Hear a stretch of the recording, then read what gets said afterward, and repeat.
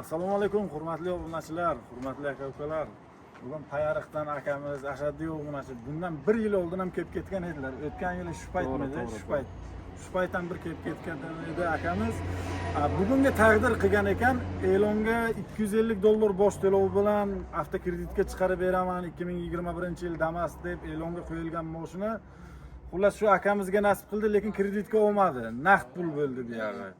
Payariqdan kelgan akamizga $5550 ga baholab, zadnimoz, korobka, motorlari yaxshi, bitta joyda petnosi bor, oldida aytilib sotildi.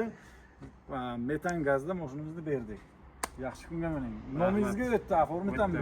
Bizdan rozimisiz? Kamchiligi yo'qmi? Rahmat. Xo'p, ishlaringizga omad. Hay.